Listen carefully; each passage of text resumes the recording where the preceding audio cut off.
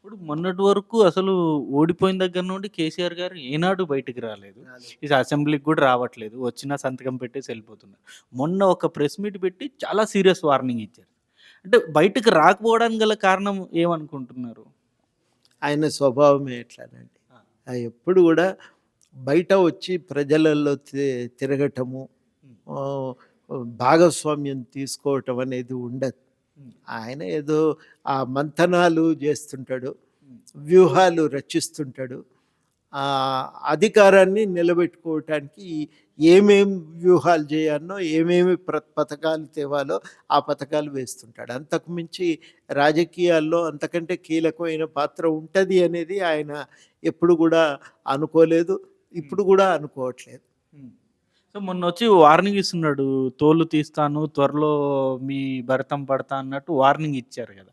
మొన్న ప్రెస్ మీట్‌లో. అంటే ఇంటెన్షన్ ఏముంటది సార్ అలా అనడానికి? వార్తల్లో ఉండాలి. ఆ! కేసీఆర్ అనేవాడు మరుగున పడిపోకూడదు. హ్మ్. వార్తల్లో ఉండాలి. ఉన్నాడు గదా! వార్తల్లో. హ్మ్. చర్చ ఆయన చుట్టూ జరిగింది గదా! జరిగింది. ఆ! ఆయన కేంద్రీకృతంగానైతే మిగిలిపోయిండు గదా! హ్మ్. రేపు ఇంకేదన్నా వ్యూహం వేసుకోవటానికి కావలసినటువంటి పరపతి అయితే దొరికింది. హ్మ్. అంతా చాలు. ఇప్పటికి లెక్క అంతే యేసుకుంటాడాయన. అసెంబ్లీకి రాకపోవడానికి ఏంటి సార్ మెయిన్ అసెంబ్లీకి రాకపోవడానికి కారణం ఏమంటారు? మీరు ఆ ప్రధాన ప్రతిపక్షం ఆయన ప్రతిపక్ష నేతగా ఉన్నారు. ఎందుకు అసెంబ్లీలో వచ్చి మాట్లాడడానికి ఎందుకు ఆయన వెనకడుగేస్తున్నారు? అంటే స్వభావ రీత్యా ఆయనకున్నది రెండోదేందంటే ఆయన పెత్తనంలో జరగాలి. ఆ! జరిగినప్పుడైతే ఉంటాడు. లేకపోతే ఉండడు. హ్మ్. అది. కాబట్టి ఆయన పెత్తనంలో సభ జరిగితే పోతాడు. హ్మ్. మర్యాదపూర్వకంగా ఆయన ఏదన్నా తాను దయతలిచి ఎదుటి వాళ్ళకి అవకాశం ఇస్తే వాళ్ళ అవకాశాన్ని వాడుకోవాలి తప్ప ఇగ అంతకు మించి ఒక అందరం గూడా ఇచ్చిపుచ్చుకునే ధోరణిలో చర్చ చేద్దామనేది ఉండదాయనకి. హ్మ్. అది ఇక బాగా ఇబ్బంది కలిగించే పరిస్థితి ఉంటే ఆ సభ్యుడిని గూడా బయటికి ఎట్లా గెంటించాలనే ప్రయత్నమే ఆ! చేస్తాడు తప్ప గాని మాట్లాడదామనే ప్రయత్నం అయితే చేయడు. హ్మ్. అంటే రేవంత్ రెడ్డి గారిని అధ్యక్ష అని చెప్పడానికి ఆయనేమన్నా ఇష్టపడట్లేదంటారా? అవి అంటే ఇంక స్థూలంగా నేను చెప్పిన దాంట్లో ఇక దాని ఆచరణ ఏ రూపంకు పోతదనేది అంత ముఖ్యం గాదు. హ్మ్. కానీ చాలా కీలకం ఏందంటే, హ్మ్. రాజకీయాల్లో భాగస్వామ్యం అంటే కేవలం అధికారాన్ని నిలబెట్టుకోవటానికి ఏమి వ్యూహాలు వేయాలి, ఏమి ఎత్తుగడలు వేయాలి అనేది ఆలోచించటం మాత్రమే కాదు. సమాజాన్ని ఏ దిశలో ముందుకు నడిపించాలి అనేది చాలా కీలకమైన కర్తవ్యంగా ఉంటది. హ్మ్. ఆ కర్తవ్యాన్ని ఆయన ఎన్నడూ గూడా ప్రదానం జేసుకొని స్వీకరించలే. అది ఆయన రాజకీయాలకున్న పరిమితి అది. హ్మ్. ఇప్పుడు ఓ పక్క బీఆర్ఎస్ పార్టీకి నెక్స్ట్ కేటీఆర్, హరీష్ రావు గారు ఇద్దరు కలిసి గూడా ముందుకు తీసుకెళ్తున్నారు.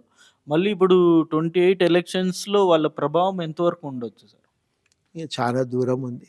హ్మ్. అంటే కేసీఆర్, చాలా హరీష్ రావు గారు అంటే వాళ్ళు సమర్థవంతంగా తీసుకెళ్తున్నారా? వాళ్ళని నమ్ముతారా ప్రజలు? ఎట్లా? ఇప్పుడు ఎందుకంటే హ్మ్, ఆ పార్టీలోనే సభ్యురాలు హ్మ్. కేసీఆర్ గారి కూతురు. హ్మ్. ఆమె బయటకొచ్చి ఇన్ని విమర్శలు చేస్తున్నప్పుడు, ఇంతకాలం అనేకులు చేసినటువంటి విమర్శలకు ఒక ముద్ర వేసినట్టయితున్నది. హ్మ్. ఆమోదం ఇచ్చినట్టయితున్నది. కాబట్టి అదంత సులువుగా హ్మ్. ఆహ్, ఆమోదం పొందాలంటే ఇప్పుడు ఈ విమర్శలకు సమాధానం నిర్దిష్టంగా రావాలి. హ్మ్. వాళ్ళ దగ్గర లేదు. హ్మ్. వాళ్ళ దగ్గర సమాధానం లేదు. హ్మ్. అది లేకపోవటం చేత మీరు మనం ఎంత మాట్లాడినా ఆ గౌరవ ప్రతిపత్తులు మళ్ళీ పొందటం సాధ్యమయ్యే విషయం కాదు. హ్మ్. 2 చాలా ప్రాంతాల్లో భారతదేశంలో రాజకీయాలలో ఉన్న పార్టీలు ఎంత ముఖ్యమో, వెలుపల ఉన్న సంఘాలు గూడా అంతే కీలకమైనయి. ఆ! ఎన్నికల సమయంలో ఆహ్, హ్మ్, పూర్తిగా దాన్ని మలుపు తిప్పగలిగే పాత్ర ఈ సంఘాలు పోషించగలుగుతాయి. అవును. అటువంటి సంఘము ఉద్యమం తెలంగాణ అవును. ఉద్యమమే ఆయన వెంట ఉండి ఆయనకు తోడ్పాటునందించటం ఆయన బలం. బలం. అవును. ఆ బలాన్ని ఆయన వదిలేసిండు. హ్మ్. నేనింగ నాకు తెలంగాణ కొట్లాడినా నాకు తెలుసు. అధికారం ప్రజలు నాకిచ్చిండ్రు. ఏం జేయాలో నేను నేనే కింగ్. ఆలోచించుకుంటా. నేనే కర్త కర్మ క్రియ ఇక అన్నట్టు. నేను ఆలోచించుకుంటా మీ అందరెందుకు అని అందరిని దూరం కొట్టిండు. ఆ! కొట్టటమే గాదు, ఎవరైనా ఏదన్నా గట్టిగా చెప్తే చాలా అసహనంతో వాళ్ళ మీద దాడికి గూడా దిగిండు. ఇది హ్మ్. జరిగిన వాస్తవం. హ్మ్. ఇవాళ ఆ సంబంధాలను పునర్నిర్వచించుకునేటువంటి శక్తి బీఆర్ఎస్ పార్టీలో లేదు. హ్మ్. దాన్ని ఎట్లా జేసుకుంటారనేది చాలా కీలకం. ఇవన్నింటి మీద ఆధారపడి ఉంటుంది. ఇవాళటికి ఇవాళ ఇంక రేపు మళ్ళీ వచ్చేసిండు కేసీఆర్ రాజు వెడలే సభకు అన్నట్టు ఉంటుంది. అట్లా మనం ఏం లేదది. మొన్న వచ్చిపోయిండు కానీ చాలా స్పష్టంగా చెప్పాలంటే అది ఫెయిల్ అయిపోయింది. అది బెలూన్ కదా పలిగినట్టు వచ్చిండు. ఒక ఇంపాక్ట్ క్రియేట్ చేసి వెళ్ళిపోతా అనుకున్నాడు కానీ అది కూడా పేలిపోయింది. అది అద్భుత ప్రయోగము ఫెయిల్ అయిపోయింది. కొంత చర్చలో మిగలటం ఒకటే ఆయనకు దీనివల్ల కలిగిన లాభం తప్ప కానీ అదర్వైజ్ ఫెయిల్ అయిపోయిండు. ఇప్పుడు కవిత గారు కంప్లీట్ అసలు బీఆర్ఎస్ పార్టీ మీద యుద్ధంలా పోరాటం చేస్తున్నారు. అంటే కారణం ఏమై ఉంటుంది సార్? మొన్నటి వరకు అధికారంలో ఉన్నప్పుడు వాళ్ళు పంచనే ఉన్న కవిత గారు ఇప్పుడు పూర్తి వ్యతిరేకంగా మారడానికి గల కారణం ఏమై ఉంటుంది? ఏమై ఉంటుందంటే ప్రధానంగా ఆ పార్టీలో ఉన్న ఆధిపత్యం అనేది కీలకం. ఇప్పుడు పార్టీని నడపటమే ఒక వ్యక్తి తన ఇష్టానుసారంగా నడుపుతున్నప్పుడు ఆ ఆధిపత్యాన్ని నిలబెట్టుకోవటానికి ఒక అవకాశం ఎవరికి దక్కుతుంది అనేది కీలకమవుతుంది. ఆ అవకాశం ప్రధానమైపోయింది అని అనిపిస్తున్నది ఇప్పటికైతే.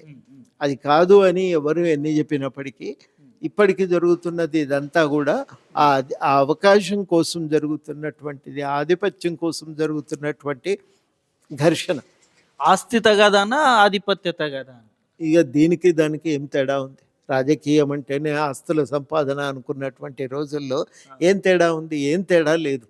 చాలా కీలకమైందంటే పార్టీ ఒక వ్యక్తో ఇద్దరు వ్యక్తులు ఇష్టానుసారంగా నడపటం కుదరదు. అందరు కలిసి దీన్ని సమిష్టిగా నడుపుతాము అని అనుకున్నప్పుడు ఈ పంచాయతీలు ఉండవు. కానీ ఒక అప్రజాస్వామికంగా ఒక వ్యక్తి ఇద్దరు వ్యక్తులు దాన్ని నడుపుతారు. వాళ్ళ చేతుల్లో అధికారం కారణంగా సంపాదన పొందే అవకాశాలు ఉంటాయి అనుకున్నప్పుడు దానికోసం ఘర్షణ అనేది సహజంగా చెలరేగుతుంది. ఆ ఘర్షణలో భాగంగా వచ్చినటువంటి సమస్యలే ఇవి, ఇంకొకటి కాదు. ఇప్పుడు కేసీఆర్ గారి మీద కేసులు ఉన్నాయి, కేటీఆర్ గారి మీద ఉన్నాయి, హరీష్ రావు గారి మీద ఉన్నాయి. ఈ కేసులు అన్నీ కూడా మొత్తం కక్షపూరితంగానే వీళ్ళు ఇప్పుడు మొత్తం పెట్టి ఇబ్బంది పెడుతున్నారనే ఒక వాదన అనేది బీఆర్ఎస్ పార్టీ నుండి వినబడుతుంది బలంగా. అంటే కేవలం కక్షపూరితంగానే వాటిని కేసులు పెట్టారంటారా, లేకపోతే నిజం వాటిలో ఉందంటారా? ఏదైనా ఉంటే అట్లా కోర్టులో పెట్టుకోవచ్చు కదా, కొట్లాడొచ్చు కదా. ఇప్పుడు ఎవరిని అరెస్ట్ చేయలేదు, జైల్లో పెట్టలేదు. కేసులు ఉన్నాయి, ఇవి ఇక్కడ తప్పు జరిగింది అని కేసు పెట్టిండ్రు. అక్కడ జరిగింది ఏదన్నా తప్పు అనుకుంటే కోర్టుకు పోయి న్యాయాన్ని పొందే వెసులుబాటు కూడా ఉన్నది. కానీ అక్కడ ఒక సమస్య అయితే ఉంది. ఆ సమస్యకు వాళ్ళు గుర్తించి ఇగో ఇక్కడ తప్పు జరిగింది అని ఆ తప్పును దృష్టిలో పెట్టుకొని కేసు వేసిండ్రు. ఇప్పుడు ఈ దాని ఏంది అది కార్ల రేసుకు సంబంధించి ఈ రేసా F1 రేసు కోసము వాళ్ళు నిధుల విడుదలప్పుడు పద్ధతులు పాటించలేదు. తప్పు జరిగేది. నేను అన్ని ఇచ్చింది నేనేం తినలేదు, పద్ధతులను పాటించలేదు, అంతే, ఆ చిన్న తప్పే కదా, ఇలా దాంట్లో ఏముంది అని అంటున్నారు. కానీ అట్లా కాదు, నియమబద్ధంగా జరగవలసిన పాలన. ఆ నియమాలను ఉల్లంఘించినప్పుడు కేసు వేయవలసి వస్తుంది. ఇప్పుడు ధరణి రికార్డులు మార్చినప్పుడు చాలా రకాలుగా గందరగోళాలు జరిగినాయి. ఈ గందరగోళానికి బాధ్యులైనటువంటి వాళ్ళని వదిలిపెడతారా? జరిగినాయని కేసు అయితే పెడతారు కదా, పెట్టి బాధ్యులు ఎవరైతే వాళ్ళ మీద చర్యలు తీసుకుంటారు. ఇందులో ఏదన్నా తప్పు జరిగితే ఎవరైనా కోర్టుకు పోవచ్చు. కానీ నువ్వు ఈ తప్పుల గురించే మాట్లాడొద్దు, కేసే వేయొద్దు అంటే మాత్రం అది కుదరదు. తప్పనిసరిగా కేసులు వేయాలి.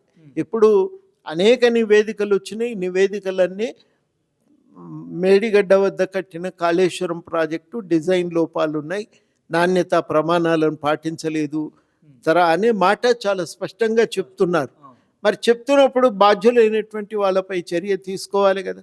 ఇప్పుడు ఒక 30,000 కోట్ల దాకా పంపులు, డ్యాములు ఇవన్నీ బూడిదెలబోసిన పన్నీరు కావద్దు కదా. ఇది జరిగినప్పుడు కేసు పెట్టకుండా ఉండాలి అంటే ఇట్లా సాధ్యమవుతుంది. కేసు పెడతారు. మరి అప్పుడు అధికారంలో ఎవరుంటే వాళ్ళు దాంట్లో తప్పనిసరిగా వాళ్ళు దాంట్లో భాగమైపోతారు. ఆ కేసులో వాళ్ళు తప్పకుండా దోషులుగా వాళ్ళను పేర్కొనవలసి వస్తుంది. ఇవి జరుగుతున్నాయి. ఇవి జరగకూడదు అని అంటే కూడా చాలా తప్పు. జరుగుతున్నాయి. జరిగినప్పుడు తప్పకుండా వాటిపై చర్యలు తీసుకోవాల్సి ఉంటుంది. ఇప్పుడు ఈ ఫోన్ ట్యాపింగ్ అంశం కూడా చాలా సీరియస్గానే ఇప్పుడు ప్రభుత్వం ఉంది. ఇప్పుడు ఏదైనా నక్సలైట్ల కోసం మీరు కేంద్ర ప్రభుత్వ అనుమతితో పరిమితిగా మీరు అది వాడితే అది వేరే మాట. కానీ ఫోన్ ట్యాపింగ్ అనే దాన్ని మీరు కేవలము ఎదుటి వ్యక్తి యొక్క రాజకీయాలను అర్థం చేసుకొని వాళ్ళ మీద నియంత్రణ కోసం నేను వాడుకుంటా అంటే అది కరెక్ట్ పద్ధతి కాదు. అది ప్రజాస్వామ్య మనకు ఇచ్చినటువంటి స్వేచ్ఛను అతిక్రమించినట్టు అవుతుంది. కాబట్టి దానిపై ఖచ్చితంగా చర్యలు తీసుకోవాల్సిందే.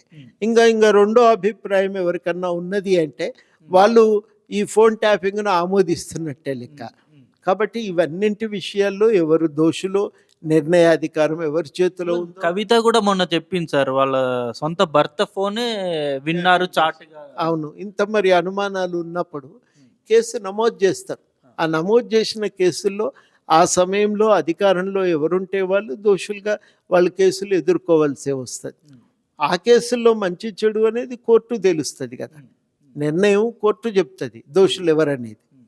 అది మనం ఎదురు చూడవలసి ఉంది. ఇంకొకటి సార్, అసలు ఫస్ట్ మీరు ఎమ్మెల్సీగా నియమించారు, ఎమ్మెల్సీగా మీరు కొనసాగారు. దాని తర్వాత మళ్ళీ అనేక కేసులు మలుపుల తర్వాత మళ్ళీ రద్దయింది. మళ్ళీ ఇప్పుడు ఎమ్మెల్సీగా మళ్ళీ మిమ్మల్ని నామినేట్ చేశారు. సో ఈ గందరగోళం ఏంటి సార్? అసలు క్లారిటీ అనేది ఎందుకు రావట్లేదు? ఈ క్లారిటీ ఏముందాడా, స్పష్టతనే ఉంది కదా. గవర్నర్ దగ్గర ఫైల్ ఉంది, వారి నిర్ణయం తీసుకున్న రోజు దీనిపైన ఒక ఎంపిక పూర్తి అవుతుంది ప్రక్రియ. అంటే ఇది వరకు ఉన్నదాన్ని ఎందుకు రద్దు చేయాల్సి వచ్చింది? అది ఎందుకు ఆ ఇష్యూ వచ్చింది? అది అంతకుముందు తమిళసై గారు తీసుకున్న నిర్ణయం మీద కేసు, ఆ కేసుకు సంబంధించి కోర్టులో పెండింగ్లో ఉండగా మా ఎంపిక చేయొచ్చా లేదా అనేది కూడా దాంట్లో ఒక భాగంగా వస్తున్నది.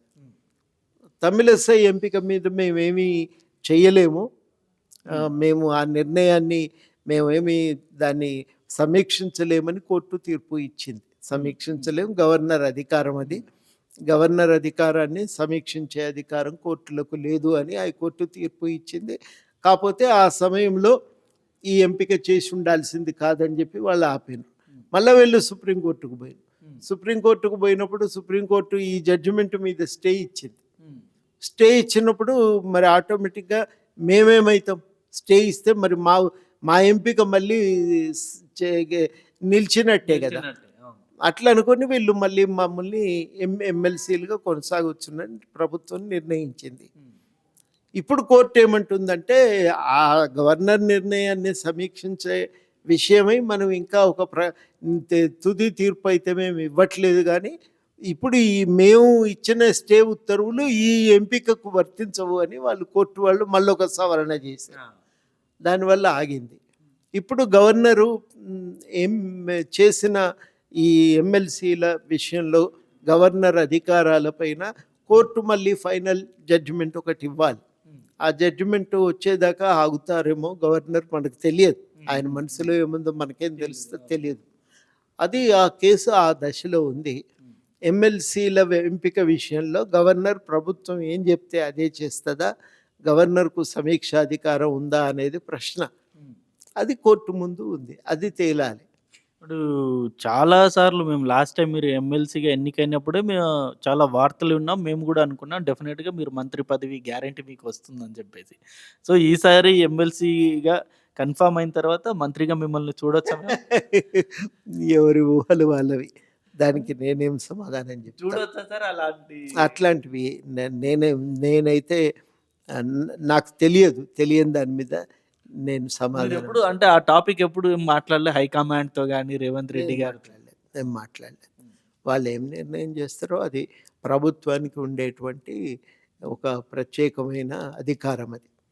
అది ముఖ్యమంత్రి గారు ఏం చేస్తారనేది ఆయన నిర్ణయం. అది ఇప్పుడు ఇంకొకటి కాంగ్రెస్ పార్టీలో కూడా ఈ మధ్య కాలంలో విభేదాలు అనేవి తరచుగా వస్తుంటాయి. ఎందుకు సార్? మంత్రులతో రేవంత్ రెడ్డి వీళ్ళ మధ్యలో. ఏ పార్టీలో అయినా విభేదాలు ఉంటాయి, అది సహజం. అది ఆ విభేదాలను ఎట్లా పరిష్కరించుకుంటారు అనేదే ముఖ్యం. విభేదాలు ఉండకుండా ఇది ఉంటుందండి. నలుగురం కలిసి ఉన్నామంటే తప్పకుండా విభేదం ఉంటుంది. ఇప్పుడు జిహెచ్ఎంసీ ఎలక్షన్స్ రాబోతున్నాయి సార్. ఇప్పుడు జిహెచ్ఎంసీ ఎలక్షన్స్లో మీరు సొంతంగా పోటీ చేస్తారా, లేకపోతే మళ్ళీ కాంగ్రెస్ పార్టీతో కలిసే మీరు మూవ్ ఆన్ అవుతారా? చూస్తాం కుదురుతుందా లేదా అనేది. కానీ కొన్ని చోట్ల మేము పోటీ చేయాల్సి వస్తుంది కదా. ఆ విషయంలో గూడా పొత్తుకేమన్నా అవకాశం ఉంటదా? లేకపోతే మాది మేము నిర్ణయించుకోవాలా అనేది ఆలోచిస్తున్నాం. Sir thank you very much sir. Thank you.